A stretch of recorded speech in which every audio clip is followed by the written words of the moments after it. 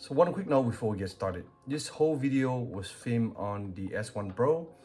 The application itself, let me set the highest setting. I didn't pick the highest resolution because it's more of a 4:3 aspect ratio. I was using a 16:9. The quality of that video is not that great, and you can see in this, but it's not representative of the camera. Unfortunately, the software is compressing a lot of the video, so please watch the video, but keep that in mind. Definitely is a much higher quality from my perspective.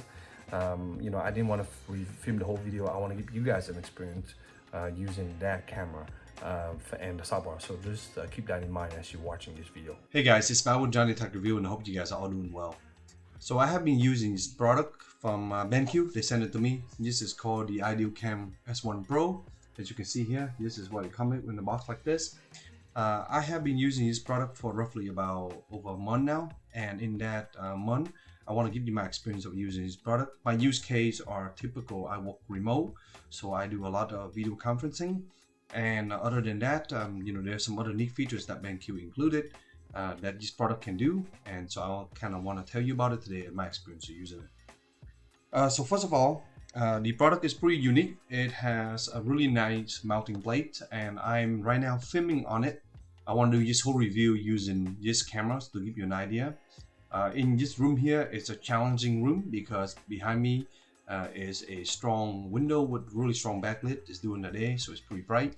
I'm gonna go ahead and make an adjustment here to see if this will be helpful, but I have a light from my monitor. I'm not using any external light, so there's just this light bar that I have on my monitor here.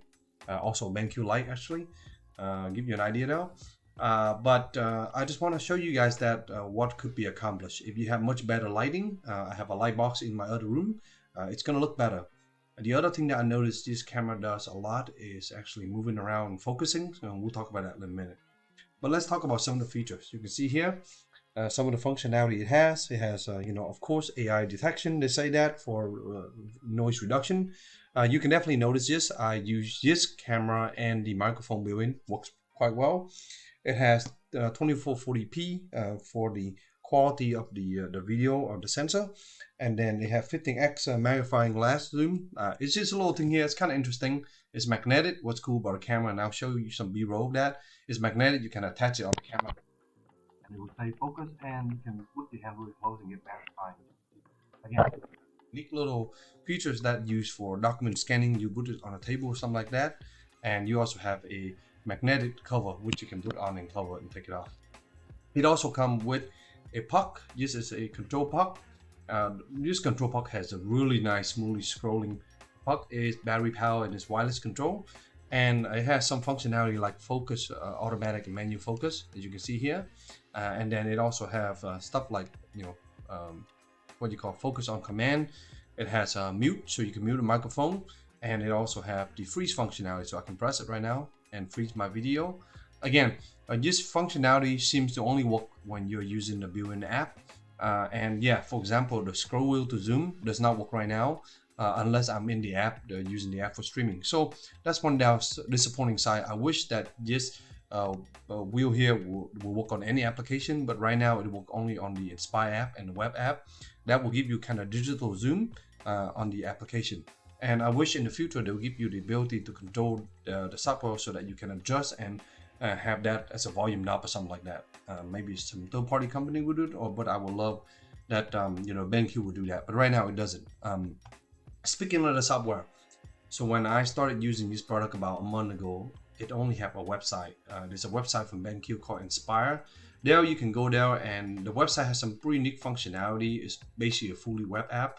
And there you can go in and you can click and like make adjustment. You can share your screen. So ideally what they want you to do at that point was to share the Enspire web app, and then you can then work and then show your camera and then show other multiple what you call source, so you can switch between different camera, etc.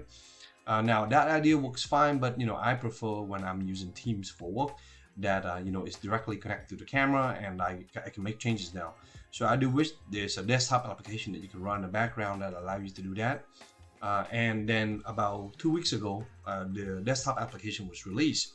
More or less, the desktop application is a clone of the web app, but it has limited functionality, and I have gone to 2 different versions. The version that I'm using right now is 1.0.06. So by the time you're watching this, there might be a better version with more features, but that's the version I'm on right now. So some of the functionality you can see here is in the menu here, you can click on here and you can go to setting and all those kind of options. I'll show a separate video because I'm using the built-in recorder right now. I cannot do that, so I'll show a footage of that. So in this part, I just want to show you the software that come included with the ideaCam, and right now I am using a public release version. This version of the Enspire program is for Windows and it's version 1.0.06. So by the time you guys watch this, there might be a newer version, but currently I want to show you what's included in this version. So at the bottom, as you can see, I have some pretty simple interface icon here. You have the button to flick between the camera and the videos, and here you have an option button. So we'll start with the left option button here. Here you have some source option. Again, this software is kind of neat because if you have multiple webcam, you can select other webcam, and this thing is designed to have multiple webcam from BenQ. So here under source, you can pick the microphone and the setup. So right now, instead of using my fancy Yeti microphone, I am just going to use the built-in microphone to give you an idea. It is relatively quiet in this room in the morning, so not much is happening here. So let me go back here. Under image setting, here when you are recording or when you're streaming, you have an option here to pick a few different resolution. There's one that's even higher, but this one is perfect for the correct aspect ratio. So typically this is the one that they selected, and you have some option. Oops, it disappeared.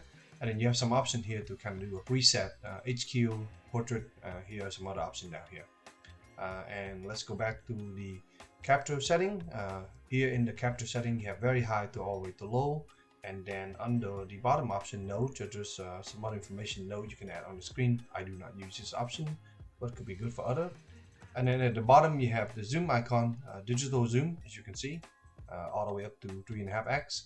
And then you have the rotate option. You have the corner correction, which is kind of like here you can adjust. You can see keystone. A lot of times that's what they call it on a projector and that kind of thing when we set it. And then you have ruler. You can add different kind of ruler on the screen. Turn it up, protractor angle. This is good for the other mode where you're taking this camera and you're sticking on that magnifying glass and you put it on a piece of paper. I'll show you some example of that a little bit later. And then of course you have the drawing and notes option that you can draw on the screen here, which is also cool. Okay, and there's a freeze button, which if you press will freeze the video, and you can also press the button on the camera. There's two buttons on the camera. You can press the first one here to freeze it, just like that. Press it again to resume, and there's a light icon, which probably not going to change too much here because this room is really bright right now with the backlit. And then you have the microphone option, which you can mute. And then there's automatic and manual focus. Right now it's on automatic focus, and with a difficult backlit situation, it's actually changing focus a lot.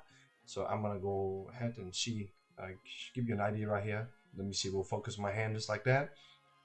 Like I mentioned earlier, the closest it will focus is roughly about 5 or 6 inches. I don't know the exact number, but give you an idea here. Let's see, put my face out of the way. It should be able to focus closer here, just like that, pretty detailed. And if you take it away, go right back to my face. So here, for example, I changed the brightness control manually, and now you can see that this is a lot better. But again, the background is kind of a washout. So just give you an idea of the dynamic of this camera. This is typical for a lot of people. So if you're using it for work, that give you an idea of what kind of image you will get. Again, not too bad. The room is a bright white room, so you know, my face lit up pretty well from the monitor also. But that gives you an idea of the quality of this product. So as you can see, those are some of the functionality that it has. Some of the concern that I have initially was that this software was a little bit limited. Again, you know, the software was beta, and then it was only a web app, so it's still relatively new. I hope BenQ will continue to develop this out, and it seems like BenQ is rolling out regular update. But like most people will tell you, you look at the option that's and the features that's available for your current product, and you can't really you know, buy on the idea that there will be promised future release. So I would say at the time of buying this product, you should take a look at it and see what it offers. From a sound perspective, I think the microphone that's built in is quite good. I typically use a Yeti setup at home, like a Blue Yeti setup, and that's really nice and clean.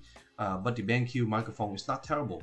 Now it's not as good as the Yeti setup, but it's definitely clean. And when my kids are running in and out while I'm having a meeting, yes, it does pick those things up. But generally, for noise reduction, a little bit of white noise, fans, those kind of things. It does quite a good job of reducing those. Now let's talk about quality of the image. I would say the quality of the image. Yes, I previously used some, what is it, 20, I think it was 1990p or some kind of above 1920 by 1080p. So 1440p, that's what I was using. Some of the other webcam I was using is 1440p. So this webcam again has a 2448p. That was the advertised resolution. In the setting, you do have a lot of different options to go higher. And the image, it's really crisp. I think you have to have decently good lighting. The viewing lighting here, let me see if I turn it on for a second here. Yep, the viewing little ring light may be helpful if you're sitting, mounted on top of the laptop and have it close to you at night. Maybe that would be helpful. But in a lit environment like this, you could have some challenge with that. The focusing might be struggling to move around a little bit. So I'm gonna go ahead and change to manual focus for just a moment and set my focus and here, and you can kind of see how crisp it could be, right? This is pretty sharp. I'm gonna leave this focus on manual for the rest of the video to give you an idea of how good this is. I'm gonna adjust a little bit more here, just like that, and give you an idea about it. So I think with a decently good lighting, you're good to go. If you're in a challenging environment, it might not be as clean. But for me, most of my other webcam will struggle in this type of lighting. So that gives you an idea. I'm gonna go ahead and try something real quick to see if this works. I'm gonna rotate it a little bit. I have it on a tripod right now on top of a box because I wanted this certain angle to be very specific. And you can see with slightly a little bit better lighting, there's a difference. And you can see I have it on also auto exposure, so it's automatically changing things. But by just angling myself a little bit with the lighting away from, with the backlit away from it, you can see quality is getting better. So I think in that respect, the quality of the image is quite good. I think it would be nice for BenQ to allow you to make those changes on the screen. It would be nice to have like an what you call overlay option on the software to let you make adjustment for those. Right now, you have to dive into the menu to make changes. Of course, you can make changes in other window application the same way. You have the option to adjust contrast, all that stuff. But I typically don't mess with those. I like to leave it on automatic and it works quite well. So at the time of this review, this is now May 2023. The camera is advertised for about $200 on Amazon. I'm sure there will be sales here and there, but right now, that's the price you're paying. So you are kind of in competition with the Logitech camera, some of the other camera in the market. That's about this price point. Not as expensive some of the more 4K quality camera. What I do like about this camera outside of the image quality are a few things. First of all, I think the mount that BenQ has for both the light bar and the cameras are really good. The mount, the little mount allow you to make a lot of adjustment and different rotation, and you can also quickly take it off just like that. Very nice. So I think that's a nice setup. The puck is also very smooth and nice. Again, just wish the start was a little bit better on the puck. Hopefully that will be a future improvement. For me, some of the other functionality like the document scanner is not really for me, so I don't have a lot of use case for it. And maybe other will, but it does work. 15x zoom, you can zoom close to text and see really detailed text. So if you're a small, piece of paper with writing or whatever it is, you can kind of see that. Focusing is decently fast in good lighting. In challenging lighting like this, it will hunt for a little bit. So as you can see, I like to leave it on menu, and that should be helpful. So in conclusion, I think it's a really good product. For the price, you're getting a nice, well-built quality from BenQ camera. Has good lighting, has pretty good lighting adjustment. Sound quality is relatively pretty good for your setup. And I like the extra accessory. No qualm setup. You can plug it in and start using it just like any other Windows device. It also works on Mac. Of course, I don't have Mac, so I can't set it up. But yeah, the software is kind of optional. You can install that to get more control recording. But really, other than that, not much more to talk about. So I hope this quick review you guys an idea on this BenQ ideaCam S1 Pro. Thank you again, BenQ, for sending it out for me to check it out. If you guys have any question or comment, please leave it in the comment box down below. Please give it a like if you enjoyed this video and continue to subscribe for more future content. Thank you.